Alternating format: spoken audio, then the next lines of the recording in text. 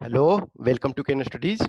जो answer sheet था, जो स्टूडेंट के द्वारा लिखा गया आंसर शीट था, तो उसमें हमने इंग्लिश वाले मीडियम के लिए बताया था। तो हिंदी मीडियम वालों ने भी डिमांड किया कि हमारे लिए भी बनाया जाए।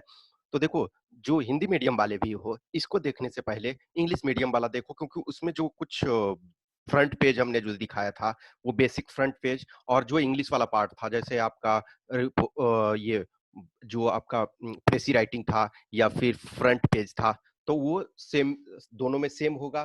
तो उस चीज के लिए आप उस वीडियो को पहले देखें, उसके बाद इस वीडियो को देखें।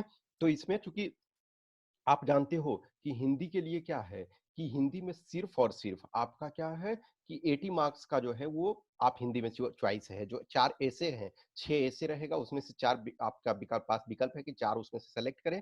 और सिर्फ उसमें आपको ये रहेगा कि आप हिंदी में लिख सकते हो जो हिंदी में लिखना चाहते हो। बाकी जो 120 मार्क्स के 120 नंबर के जो हैं, वो उसे तो आपको सिर्फ और सिर्फ इंग्लिश में लिखना है। तो पहले इसको देखने से पहले उसको एक बार देख लें, उसके बाद इसे देखें। तो इसमें सिर्फ हम ऐसे वाला चीज देखेंगे। जैसे ये एक हमने लिया है, तो इसमें है एक, तो इसका जो टाइटल है, भारतीय सिनेमा में महिलाओं का प्रतिनिधित्व। तो ये जो ऐसे लिखा हुआ है, लिखा हुआ है कि भारतीय सिनेमा में महिलाओं का प्रतिनिधित्व। आप देखोगे कि जो इंडियन सिनेमा है, वो एक long evolving period, Dada Saheb धुंधीराज Govind Phalke, obviously Amitabh Bachchan ji को रिसेंटली दादा साहब फाल्के पुरस्कार मिला। तो कहीं ना कहीं सदी के महानायक कहे जाते हैं, और उनको ये पुरस्कार मिला। कहीं ना कहीं शायद कुछ लोगों को लगता है कि इन्हें पहले मिलना चाहिए था। तो ये इम्पोर्टेंट वैसे हो जाता है। तो देखो, इसमें ये था। अब देखो इसका इंट्रोडक्शन देखो। पुरुष और स्त्री समाज रूपी गाड़ी के दो पहिए हैं, अतः स्वतंत्रता की लड़ाई हो या सामाजिक बुराइयों को दूर करने का आंदोलन, महिलाओं ने हर क्षेत्र में अपना अहम योगदान दिया है।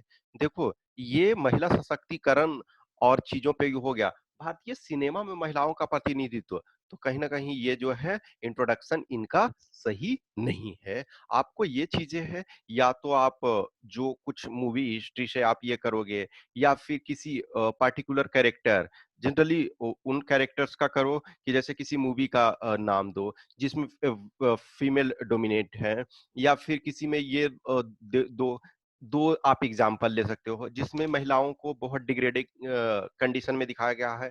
और किसी मूवी का एक नाम दे दो कि महिलाओं को बहुत अच्छे पोजीशन में दिया गया है। या फिर जो हिंदी जो सिनेमा में जिन्होंने अहम भूमिका अदा की है, या फिर कुछ उस ढंग से है। तो अब ये देखो, ये कहीं ना कहीं जो इंट्रोडक्शन है, नो डाउट ये महिलाओं से संबंधित है। अब ये, लेकिन एक तरह से ये सिनेमा से आपको रिलेट करना है, क्योंकि पहले ही मैंने जो फर्स्ट ऐसे का, ऑब्वियसली है कि मैं हमेशा बोलता हूँ कि जिनको भी, कि जो ऐसे का कुछ भी देखना चाहते हैं, तो जो मैंने फर्स्ट ऐसे का जो लेक्चर बनाया, उसको मैंडेटरी देखें कि यूपीएससी आपसे क्या चाहता है। जब तक ये आप नहीं समझोगे, एक अच्छा ऐसे नहीं लिख सकते हो, तो वो बहुत जरूरी। तो ये इंट्रोडक्शन जो है, women empowerment, participation of women, या महिलाएं जो है पुरुषों के बराबर है, ये चीज को तो दर्शाता है। लेकिन जो भारतीय सिनेमा में महिलाओं का प्रतिनिधित्व, ये आपका इंट्रोडक्शन सही नहीं है। अब भारतीय सिनेमा हमारी संस्कृति और समाज के लिए हमेशा ही अहम रहा है।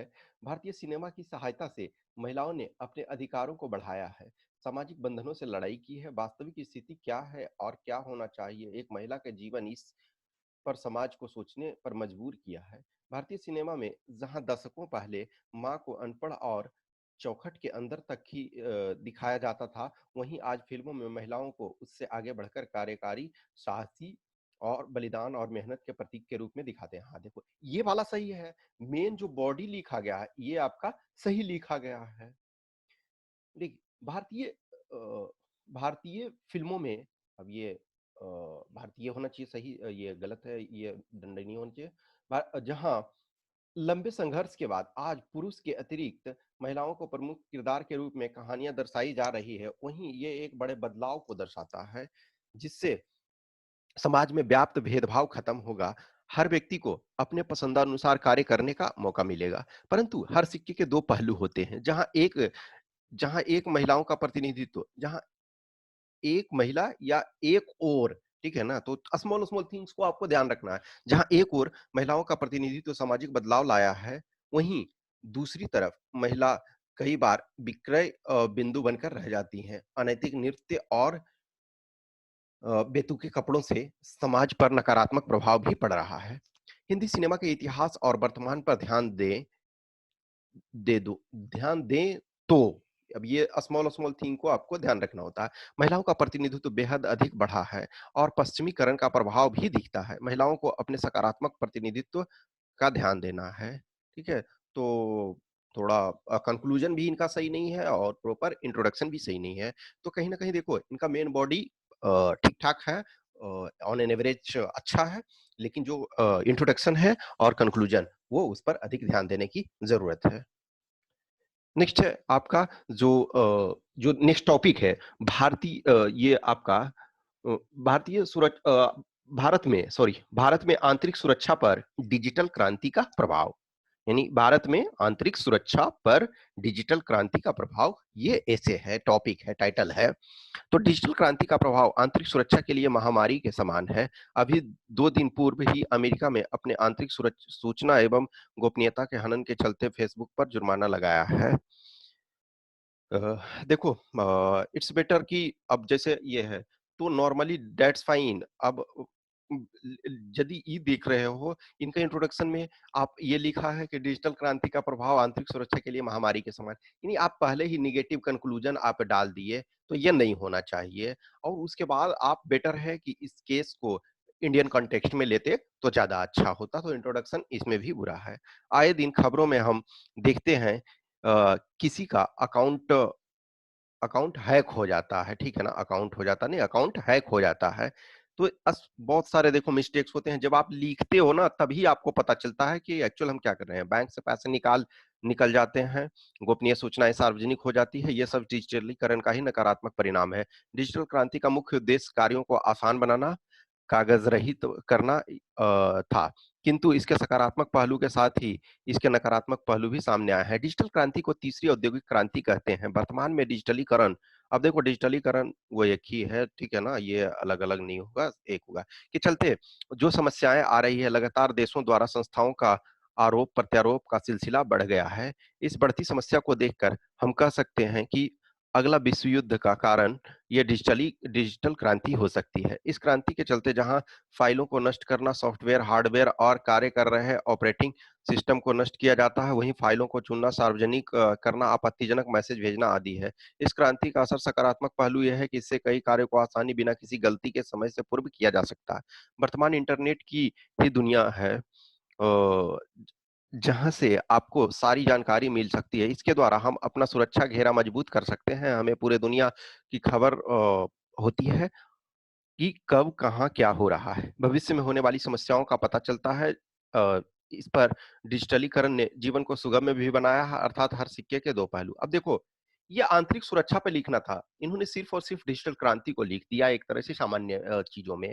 तो आपको इंसिडेंट देना था कि कुछ इंसिडेंट्स जो हैं हमारा इस कारण से हुए हैं, शायद डिजिटल क्रांति का हम सही से यूज़ किए होते तो रिज़ल्ट कुछ और होता, और इसका मिसयूज़ हुआ तो रिज़ल्ट कुछ और हुआ।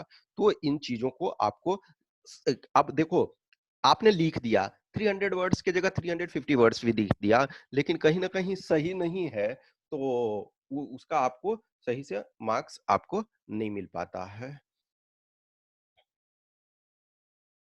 नेक्स्ट है पिछली केंद्रीय सरकार ने समाज में बढ़ते ये है आपका वीआईपी कल्चर, वीआईपी संस्कृति और उसके द्वारा उत्पन्न आम आदमी की समस्याएं। तो पिछली केंद्रीय सरकार ने समाज में बढ़ते वीआईपी संस्कृति और आम आदमी की समस्याओं को ध्यान में रखते हुए इस खाई को मिटाने का निर्णय लिया है।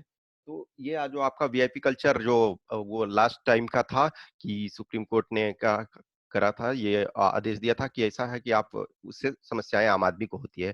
केंद्र सरकार ने किसी भी अधिकारी को गाड़ी के ऊपर सायरन न लगाने को कहा, न ही कोई विशेष नाम जैसे पुलिस, जज अ, एटसेट्रा। हालाँकि इसमें हॉस्पिटल की गाड़ियों और भारतीय सेना को शामिल नहीं किया गया है। समाज में हर जगह अ, ऐसा करके लोग अपनी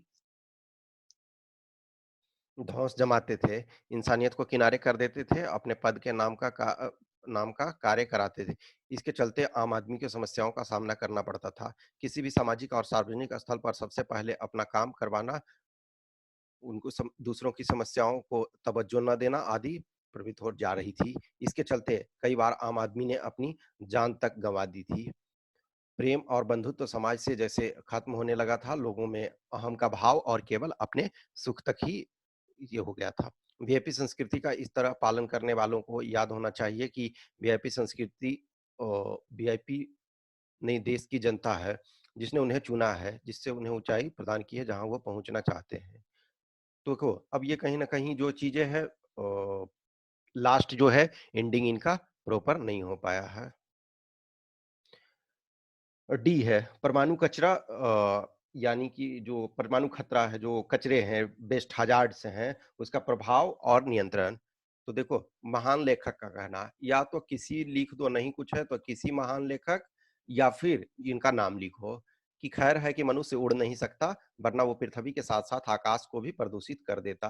देखो, अब ये जो लिखा है आपने तो उसके बाद आपको क्या करना था कि उसके बाद भी आपको इतने छोटा एक स्टेटमेंट के बाद भी एक आध और लाइन लिखना था, ठीक है? सोचने वाली बात है कि क्या वर्तमान परिदृश्य में यह प्रासंगिक है? शायद नहीं, क्योंकि विकास की अंधी दौड़ में हम भूल गए हैं कि इसका दूरगामी प्रभाव क्या होगा।